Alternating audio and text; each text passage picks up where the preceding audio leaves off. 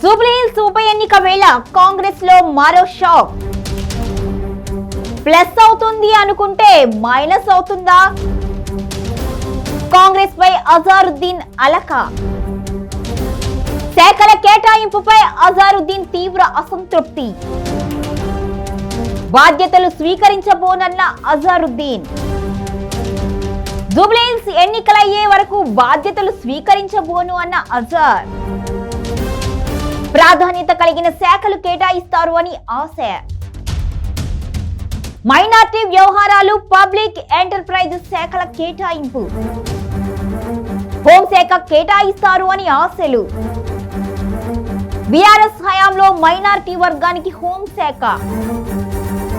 ప్రాధాన్యత లేని శాఖలు తీసుకోను అని స్పష్టం చేసిన అజార్. జూబ్లీహిల్స్ ఫలితం వచ్చే వరకు వేచి చూసే ధోరణిలో అజార్. గెలిస్తే తాను ఆశించిన శాఖ కోసం పట్టు. ఓడితే ఇచ్చిన శాఖలతో సర్దుకుపోయే ఛాన్స్. కోరిన శాఖలు ఇవ్వకపోతే మంత్రి పదవికి రాజీనామా చేసే అవకాశం. జూబ్లీహిల్స్ ఉప ఎన్నికల్లో తమ పార్టీని గెలిపిస్తారు అనుకుని ఆశలు పెట్టుకున్న ఆ వ్యక్తి ఆ పార్టీకి షాక్ ఇవ్వబోతున్నారా? అజారుద్దీన్ విషయంలో కాంగ్రెస్ ఆశించింది ఒకటైతే మరొకటి జరగబోతుందా? అజారుద్దీన్ కు మంత్రి శాఖల కేటాయింపు తరువాత ఆయన తన అసంతృప్తి బయట పెట్టారా అంటే అవును అనే సమాధానమే వినిపిస్తోంది.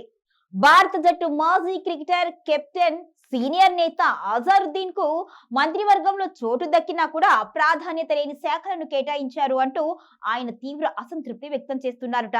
మైనారిటీ వ్యవహారాలు, పబ్లిక్ ఎంటర్ప్రైజెస్ శాఖలు తన స్థాయికి తగవు అని హోంశాఖ వంటి కీలక శాఖ ఆశించినట్టుగా స్పష్టం చేశారు. బాధ్యతలు స్వీకరించేందుకు అజారుద్దీన్ సుముఖత చూపించలేదు అనేది చర్చ కొనసాగుతోంది. తాజాగా అజారుద్దీన్ తీసుకున్న నిర్ణయం కాంగ్రెస్ కు బిగ్ షాక్ అని చెప్పుకోవచ్చు. అజారుద్దీన్ లాంటి నేతలకు హోంశాఖ లేదా కనీసం కీలక శాఖలు కేటాయించకపోవడం వెనుక కాంగ్రెస్ ద్వంద్వ వ్యూహం దాగి ఉంది అని విశ్లేషకులు చెబుతున్నారు. హోంశాఖను సీఎం రేవంత్ రెడ్డి నిర్వహిస్తున్నారు. జూబ్లీహిల్స్ ఎన్నికల తరువాత హోంశాఖను మరో కీలక నేతకు కేటాయించాలి అని కాంగ్రెస్ అధిష్టానం నిర్ణయించినట్టుగా తెలుస్తోంది. అజార్ ను కేవలం మైనారిటీ కోటా కింద, అది కూడా జూబ్లీహిల్స్ ఉప ఎన్నిక వేళ ముస్లిం ఓట్లను ఆకర్షించే పావుగా మాత్రమే కాంగ్రెస్ ఉపయోగించుకోవాలి అని చూసిందా అనే ప్రశ్న తలెత్తుతోంది. ఇక అజారుద్దీన్ కు కేటాయించిన మైనారిటీ వ్యవహారాల శాఖ ఆ విషయాన్ని మరింత బలపరుస్తోంది. జాతీయ స్థాయిలో ఇమేజ్ ఉన్న అజార్ కు ప్రాధాన్యత లేని శాఖలు ఇవ్వడం ఆయన స్థాయిని తగ్గించడమే అనే భావన వ్యక్తమవుతోంది. ఇది కాంగ్రెస్ అంతర్గత విభేదాలకు నిదర్శనంగా నిలుస్తోంది. జూబ్లీహిల్స్ ఉప ఎన్నిక సమయానికి అజారుద్దీన్ కు మంత్రి పదవి ఇవ్వడం కాంగ్రెస్ పార్టీ ముస్లిం ఓట్లను తమ వైపు తిప్పుకునే ఎత్తుకడగా భావించింది. అయితే ఆయన మంత్రి పదవిని తీసుకున్నప్పటికీ కూడా కేటాయించిన శాఖను తిరస్కరిస్తున్నారు అనే ప్రచారం కాంగ్రెస్ వ్యూహాన్ని పూర్తిగా దెబ్బతీసింది. ప్రాధాన్యత లేని శాఖతో సర్దుకుపోలేను అంటూ అజారుద్దీన్ తన అనుచరుల వద్ద చేస్తున్న వ్యాఖ్యలు మైనారిటీ వర్గాన్ని కేవలం ఓటు బ్యాంకుగా మాత్రమే కాంగ్రెస్ చూస్తుంది అనే సందేశాన్ని పంపే ప్రమాదం ఉంది. ఇక బీఆర్ఎస్ హయాంలో మైనార్టీ వర్గానికి హోంశాఖ దక్కిన విషయాన్ని అజార్ కాంగ్రెస్ నేతల వద్ద ప్రస్తావించడం ద్వారా తాను ఈ మంత్రిత్వ శాఖతో హ్యాపీగా లేను అనే విషయాన్ని కూడా చెప్పకనే చెప్పారు. అజారుద్దీన్ తనకు కేటాయించిన మంత్రిత్వ శాఖల బాధ్యతలు తక్షణమే స్వీకరించడానికి నిరాకరించినట్లుగా తెలుస్తోంది. జూబ్లీహిల్స్ ఉప ఎన్నిక ఫలితం వచ్చే వరకు మంత్రిత్వ శాఖ బాధ్యతల స్వీకరణ వాయిదా వేయాలి అనే ఆలోచనలో ఉన్నట్టుగా చర్చ జరుగుతోంది. ఇక జూబ్లీహిల్స్ ఉప ఎన్నికల్లో కాంగ్రెస్ గెలిస్తే అజారుద్దీన్ తాను కోరుకున్న శాఖల కోసం మరింత పట్టుబట్టే అవకాశం ఉంది. తన వల్లే గెలుపు వచ్చింది అని వాదించి కోరుకున్న కీలక శాఖలు ఇవ్వకపోతే రాజీనామా చేయడానికి వెనకాడకపోవచ్చు. ఒకవేళ కాంగ్రెస్ ఓడిపోతే అజారుద్దీన్ రాజకీయంగా బలహీన పడతారు. అప్పుడు తానిచ్చిన ప్రకటనను వెనక్కి తీసుకొని కేటాయించిన శాఖలతోనే సర్దుకుపోయే ఛాన్స్ ఉంది. అజారుద్దీన్ హోంశాఖను ఆశించడం వెనుక కొన్ని బలమైన కారణాలున్నాయి. గతంలో బీఆర్ఎస్ ప్రభుత్వం మైనారిటీ వర్గానికి చెందిన మహమ్మద్ అలీకి హోంశాఖ కేటాయించింది.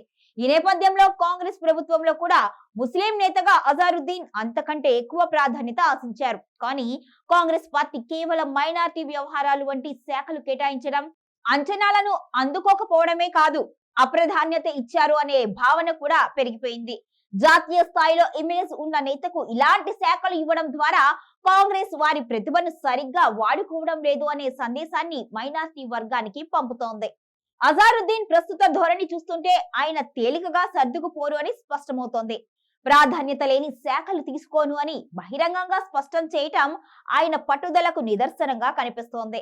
అయితే రాజీనామా చేయడం అనేది పెద్ద రిస్క్. ఒకవేళ రాజీనామా చేస్తే మంత్రి పదవి కోల్పోతారు. తిరిగి దక్కించుకోవడం చాలా కష్టం. అందుకే జూబ్లీహిల్స్ ఫలితం వచ్చే వరకు వేచి చూసి ధోరణి అనుసరిస్తున్నారు. ఒకవేళ కాంగ్రెస్ నాయకత్వం ఆయనకు కీలక శాఖలు కేటాయించకపోతే లేదా హోంశాఖ ఇవ్వకపోతే పరువు నిలుపుకోవడం కోసం ఆయన రాజీనామా చేయడానికి సిద్ధపడే అవకాశం కూడా ఉంది. అజార్ విషయంలో ఏమి జరుగుతుందో తెలియాలి అంటే కొద్ది రోజులు వేచి చూడాల్సిందే.